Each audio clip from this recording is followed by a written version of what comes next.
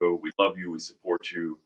Whether you're a parent, you're an educator, you're a student, we are all public school folks. Support you, and we're going to make it through this. This is International Workers' Day, May 1st. Please take a look at the LA Times article this morning about workers organizing across the country. We've got to support that movement. We cannot have this situation end up the same as the situations in the past, and frankly, the same as has unfolded over the last 2 months, where corporations get bailed out and workers get hung out to dry. So we also know that there is a virtual picket line that is being set up by Target workers, Amazon workers, Instacart workers, and Whole Foods workers. So please, let's respect that virtual picket line today, International Workers' Day, May 1st, okay? A couple of other things. International Workers' Day. We had our great president-elect, the incoming president, Cecily Meyer-Cruz, who will be our UTLA president on July 1st. She's awesome. We had Cecily and Jolene Levitt, who is one of our regional organizers, one of our great staff. And by the way, UTLA has incredible staff. They were on a major international call last week with Jane McAlevey, who's written a bunch of labor books. And they spoke to 4,000 or 5,000 workers in Europe about what's going on in Los Angeles, about how we are organizing ourselves, about our strike. Many European workers are looking at our 2019 strike as something that they want to be able to pull off in terms of collective power. So Cecily and Jolene did a great job there. And finally, I want to say this about International Workers' Day, May 1st. We are supporting the rent strike. Now, this does not mean that all UTLA workers are going to refuse to pay their rent or refuse to pay their mortgage. But we are out there saying that we support those people who feel that they need to withhold rent or withhold their mortgage because of the situation that they're in. We are saying that we organizationally, as United Teachers Los Angeles, are supportive of them. So yesterday I was on a national press conference, virtual of course, with 3 of the rent strikers across the country, one from New York, another from Oakland, another from Kansas City. So spanning the entire country, people are going to not pay their rent and not pay mortgage this month because, you know, a lot of those landlords, frankly, a lot of these places are owned by huge private equity firms that are making hand over fist, and yet they have not canceled rent and mortgage.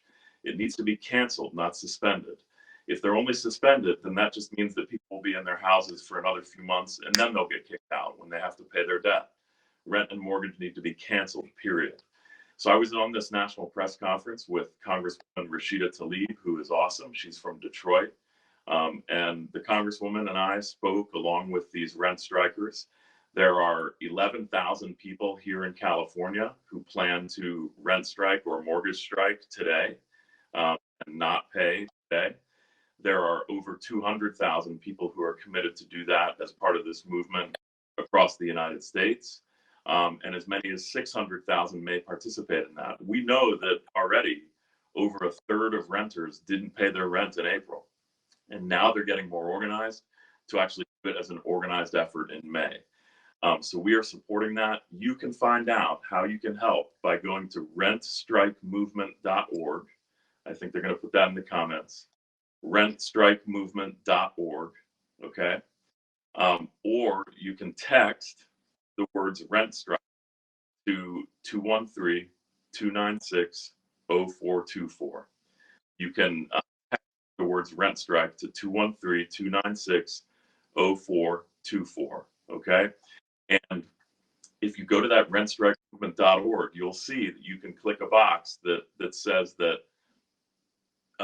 if you're choosing to, you know, pay your rent or pay your mortgage because you do that, then you can just check a box that says I'm paying my rent, paying my mortgage, but I want to support by doing other activities. Okay, so there's lots of things you can do to support that movement. And it's a crucial movement. Think about how many of our students, 90% of Los Angeles Unified School District students come from low-income families. Think about how many of them are struggling with the rent. With unemployment approaching 55% in Los Angeles, this is a movement that we are proud to support. Um, so let me move on to the next item. Gavin Newsom made some comments on Tuesday about an early start to school.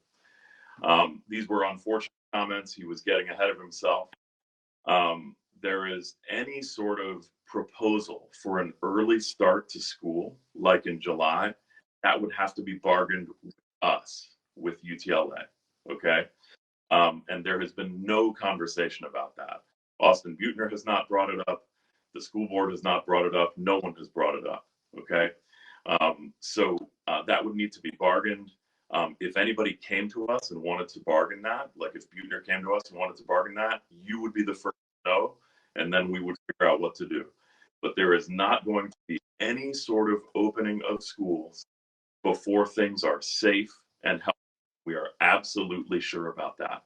We are not going to allow anyone to be forced back to work early in unsafe conditions. Okay.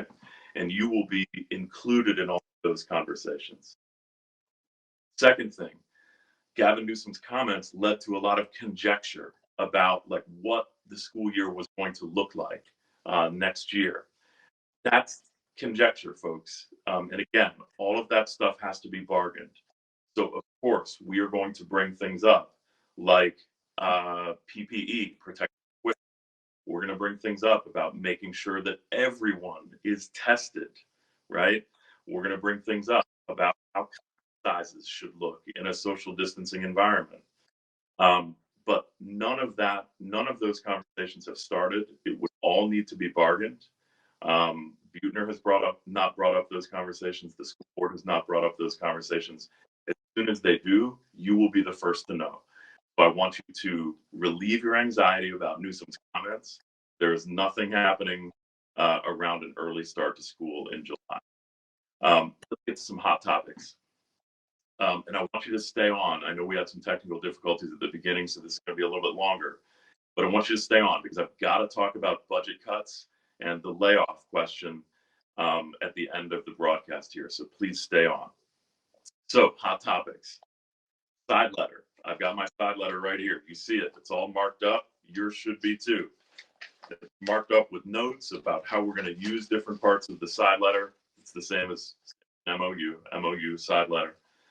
You should mark yours up, have your staff mark theirs up, so making sure that, and use your rights that we want in the side letter.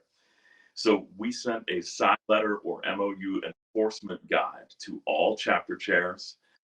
Make sure that you use that, and we sent it to all, and it tells you section by section how to use the side letter to enforce your rights in this period. But the most important way to enforce your rights is to have an elected chapter chair. Please make sure that you follow your chapter chair elections, okay, to have that done. And the second most important thing is to have a chapter action team in place. This is the most important thing you can do to make sure that the 240-minute rule is respected, to make sure that the only one administrative meeting per week is respected. The most important thing you can do to enforce that is to form a chapter action team. This means that you go to your chapter chair and say, hey, how can I help? And you get one leader per every 10 members so that you have who basically takes those members as their people to talk to every single week about union issues, okay? To give them information to those 10 and to get information back from those 10 and feedback back and opinions back, okay? So if you've got a school of 80, you're going to want a chapter action team of 8 people so that 8 leaders have 9 or 10 people each that they are in constant communication. That distributes the work. That way, not just one chapter chair trying to be in touch with 80 people. It's 8 leaders being in touch with 80 people. Okay. So at elementary school, you could set it up by grade levels. At high school, you could set it up by departments. You could set it up by social groups, however you want to, but you've got to get that in place because we're headed into time when we need structure and organization, just like we did during the strike. We're going to need it to enforce the side letter in the MOU. We're going to need it to fight against budget cuts and layoffs, and which they will also. Okay, next hot topic, matrix. The matrix must be done according to the collective bargaining agreement. The agreement that is online, the 2019 to 2022 agreement that is up on the website, it must follow those steps. We have changed nothing about it except that it will now be virtual. Okay. We also sent a matrix checklist out to all chapter chairs. It's got a bunch of things you want to check off as you're doing. So that's about the matrix. Third, a lot of questions about getting back into school before the end of the academic year about materials. We're going to work that out, make sure that that happens in some sort of consistent, good way. So that will happen, but you got to be patient on that. Next thing, IEPs. Bad news from the federal government this week. Betsy DeVos did not sign any waivers. We were advocating some sort of limited waivers be put in place because we obviously cannot provide the education we want to under these circumstances to our special needs students, our most vulnerable students whom we love. Yet DeVos didn't sign any waiver. We think that it is part of her plan and Trump's plan and others' plan to actually try to, by not signing any waivers, they open up school districts to the possibility of litigation, which obviously would drain budget. So we think this is part of a broader plan to undermine public education. So LAUSD, as you know, has worked out a plan to do as many IEPs as possible that where the assessments that need to be done have been done, right? And to move forward with those IEPs virtually, okay? But then the others where assessments still need to be done, where the IEP can't be closed at this time, there is language that the district has given us to put into those IEPs to make sure that we've got the correct language saying that we're not able to finish up everything with a reevaluation right now. So that's on IEPs. Workload. We've got people out there saying, well, my administration keeps on saying, you know, you can come to this optional meeting, you can come to that optional meeting. You can do this. We need people to do that. We need people to do this. Remember, the 240 minutes is your guideline. We negotiated the average of 240 minutes per day because we know that you are juggling your family, you're juggling taking care of elders, you're juggling being leaders in your community, you're juggling a new teaching system. So you've got to set up your chapter action teams, that one leader for every 10 members, to set collective boundaries so that you can have a conversation. If you have a staff of 30 people, you want to use your chapter action team, 3 leaders for the 30 people, to get everyone together and set collective boundaries. If your staff to say, you know what, we're not going to do optional meetings, or we're not going to do these optional tasks that the administrator keeps on putting out for because it takes too much of our 240 minutes. You've got to set those boundaries collectively. So organize yourselves to do that. Okay. And use this side letter, right? Use it. Okay. Next thing, Health and Human Services and itinerants. We love you. You're so awesome. You're our mental health support. You're our arts itinerants. You're all of these great folks. We sent out on Wednesday a frequently asked questions piece that was just for you. It has like 10 or 12 questions that are just geared to answer your questions, Health and Human Services and itinerants. So please take a look at that from Wednesday. Next hot topic. We have some people saying that are saying, I'm going to come into your Zoom room if you're using live video. If that's not a problem, then go ahead and do it. I mean, that's up to you. That's up to your pedagogical discretion. However, if it is a problem, then remember, live video is optional. And at some point, if it's a problem, you can just say, look, I'm going to decide if I keep on getting bombarded with requests to come into my Zoom classroom, then I'm just going to stop doing live video. So you've always got that option if there are administrators who are being way too forceful about that, okay? You've always got the option of saying, according to my side letter, it is optional for me to do live video, and if you keep on harassing me about coming into my Zoom classroom, then I'm going to stop doing live video, okay? And remember, there will be no evaluative stuff done during this distance learning phase. Um, Faculty meetings, the collective bargaining agreement still stands. Okay. The side letter says they can have one hour staff meeting of some sort or department meeting per week.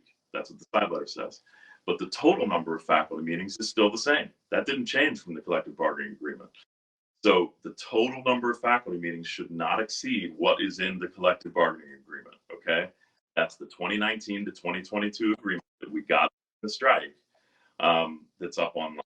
Okay. Finally, school site issue. This is a huge one. Patients. We're hearing of more charters that are pulling back on their co-location attempts and saying we're not co-locate. That's because we've built a movement against new co-location. Okay. So I think in the comments section right now, they're going to put a petition. You've got to sign this petition against new charter co-locations. And then please spread it out and get hundreds more signatures. Okay. Every time you sign it, it gets sent to Austin Buechner so that he knows what our opinion is. Okay. Talked to Buechner earlier this week, and it seems that the district is in a good place and in a place that makes sense and is just rational, which is they are not guaranteeing any new charter schools, any new co-locations at this point. We just don't know enough about what the next school year is going to look like. And frankly, having new co-locations in a period like this would just be irresponsible in terms of health and safety. And mixing different schools. Charter schools are largely unregulated. We don't want unregulated entities on our public school campuses during a health and safety crisis. It's just basic common sense about regulations. So sign that co-location petition. We've got a couple more victories on this to tell you about, and we'll keep you in touch about that. Okay. And Buechner at this point is doing the right thing. He's doing the right thing by not guaranteeing space for new co-location. We've got to keep the pressure on, keep the pressure on, keep the pressure on. Okay. Let's move into the last section here. And I'm sorry that about the stuff at the beginning that's making this longer. Budget. Let's be super clear here, folks. And I think they're going to put up in the comments section the flyer that we have on the budget situation.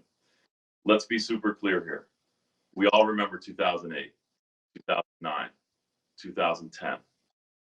I remember two of the best teachers that I ever knew in 22 years of classroom teaching, Kathy Garcia and Van Toe, two of the best teachers. Kathy Garcia taught math. Van taught English. She was also the debate coach at Crenshaw High School. Two of the best teachers I know were basically driven out of the profession by that whole 2008, 2009, 2010 cycle where they sort of thought they had a job, then they didn't think they had a job, then they were substituting in their own positions, then it was just nerve-wracking for years for them, and they were driven out of the profession. Not let that happen again. But here's the thing. Economists are saying that the 2008 recession is going to be double in terms of the impact on public sector and public schools. We had 7,000 people laid off in 2008, 2009, and 2010. 7,000 UTLA members were lost, educated. Okay? That's bigger than most school districts. That's bigger than San Francisco, Oakland, San Diego. We lost 7,000. That was 2008. Now, and then we took some furlough days. Now you see that Garcetti has asked city workers to take 26 furlough days. I don't think any of us can afford taking 26 furlough days. Okay. The fact is that we need more, not less. Our students need more, not less. Coming back into schools with students who have experienced the trauma of COVID-19, who are experiencing the trauma of severely deepened poverty and institutional racism caused by the economic crisis with COVID-19, those students are going to need more services, smaller class sizes, not less services and large class sizes. On top of that, we're going to need to address housing. more of our students are homeless now than there were 6 weeks ago. So we're going to need funding for housing. We're going to need funding for healthcare. All of those workers, 55% of LA is unemployed. All of those people without health insurance, we've got to deal with that. That's the only way that students will be able to learn, is if they're housed and they have health care. And finally, we're going to need to build a movement around more jobs and, frankly, more green jobs in Los Angeles. So when we're here, and remember, in 2008, the 2008 crash, the deepest year of the 2008 crash damage was 2010, 2 years later. So this 2020 COVID-19 crash, we see this extend into 2021, 2022, 2023. Okay. Remember, that deepest year of the 2008 crash was 2010. So we've got to be ready, built, and strong to fight all of these things. More public education spending, not less. Housing, healthcare, green jobs for our students and their families. And don't let anybody tell you that the money isn't there. We heard Buechner during our strike say that the money isn't there, but then he agreed to a contract that had a pay raise, that kept all of our healthcare. Remember, they were trying to attack our healthcare, that kept all of our health, and that spent money on the most expensive thing that any school district can spend on, which is class size reduction over time. So they found the money. Same thing with the federal government and the state government, folks.